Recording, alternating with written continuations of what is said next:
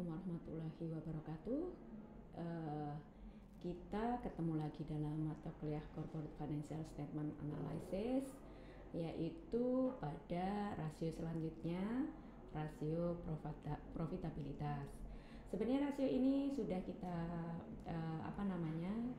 kita peroleh dari beberapa share dari bahasan dari teman-teman semua, teman-teman mahasiswa semua dalam diskusi. Oke. Nah, di sini rasio profitabilitas itu apa? Bahwa rasio profitabilitas itu adalah rasio atau perbandingan untuk mengetahui kemampuan perusahaan untuk mendapatkan laba atau profit dari pendapatan atau earning terkait dengan penjualan aset dan ekuitas berdasarkan pada pengukuran tertentu, di mana nantinya investor akan menggunakan data tersebut untuk menilai laba investasi yang diperoleh. Dan kemudian bagi kreditor bank itu bisa digunakan untuk melihat besaran laba perusahaan yang berguna untuk menilai kemampuan perusahaan dalam membayar hutang kepada kreditur. Kemudian kalau kita lihat tujuan dari rasio profitabilitas itu seperti apa? Pertama, yaitu bahwa tujuan dari rasio profitabilitas itu untuk mengukur atau menghitung laba yang diperoleh perusahaan dalam satu periode tertentu. Kemudian yang kedua, untuk menilai posisi laba perusahaan tahun sebelumnya dengan tahun sekarang. Yang ketiga, untuk menilai perkembangan laba dari waktu ke waktu. Selanjutnya, untuk menilai besarnya laba bersih sesudah pajak dengan modal sendiri. Dan yang terakhir adalah untuk mengukur produktivitas seluruh dana perusahaan yang digunakan, baik itu modal pinjaman maupun modal sendiri. Ini menurut dalam bukunya Kasmir ya. Selanjutnya, manfaat rasio profitabilitas itu apa? Masih dalam buku yang sama, menurut Kasmir, manfaat rasio profitabilitas yaitu yang pertama, untuk mengetahui besarnya tingkat laba yang diperoleh perusahaan dalam satu periode. Kemudian yang kedua yaitu untuk mengetahui posisi laba perusahaan tahun sebelumnya dengan tahun yang sekarang. Jadi ada perbandingan dari tahun sebelumnya dengan tahun yang sekarang, posisi labanya seperti apa gitu ya. Yang ketiga, mengetahui perkembangan laba dari waktu ke waktu, dari periode ke periode, seperti apa perkembangannya. Yang keempat, untuk mengetahui besarnya laba bersih sesudah pajak dengan modal sendiri. Jadi dikeluarkan dari modal utang, dia ingin mengetahui besarnya laba bersih sesudah pajak tetapi dibandingkan dengan modal sendiri. Kemudian yang kelima, mengetahui produktivitas dari seluruh dana perusahaan yang digunakan, baik modal pinjaman maupun modal sendiri. Itu manfaat rasio profitabilitas. Sedangkan jenis-jenis rasio profitabilitas adalah satu, gross profit margin, yaitu digunakan untuk mengukur kemampuan perusahaan menghasilkan laba melalui presentasi laba kotor dari penjualan bersih. Jadi kalau gross profit margin itu ya berarti laba kotor ya dari penjualan bersih. Untuk rumusnya di sini gross profit margin itu laba kotor dibagi total pendapatan, yaitu kemudian dikalikan 100%.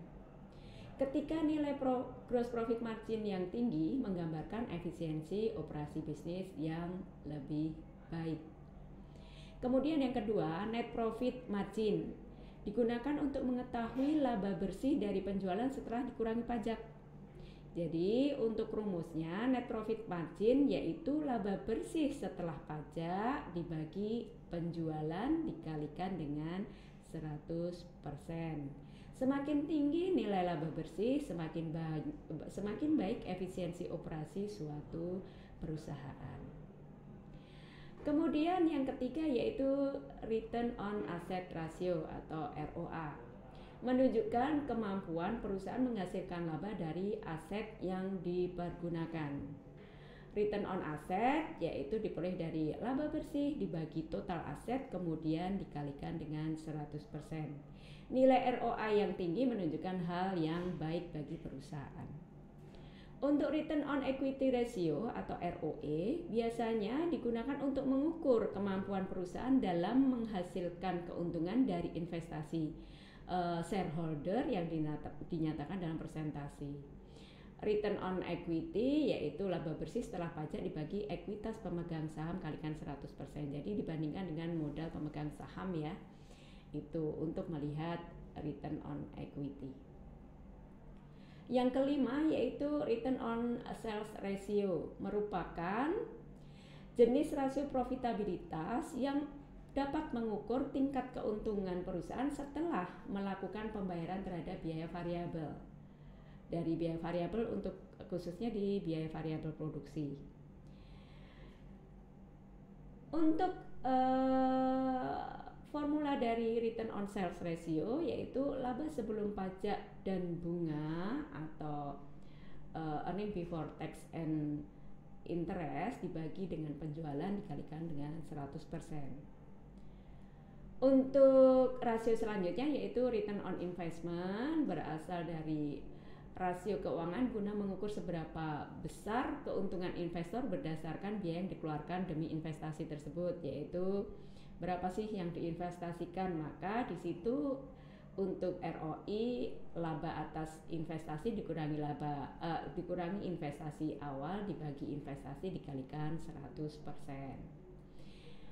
Untuk yang terakhir yaitu earning per share, yaitu rasio yang dimanfaatkan untuk menilai tingkat kemampuan per share dalam membuahkan keuntungan bagi perusahaan. Earning per share berasal dari laba bersih setelah pajak dikurangi dividen saham preferen dibagi jumlah saham biasa yang beredar.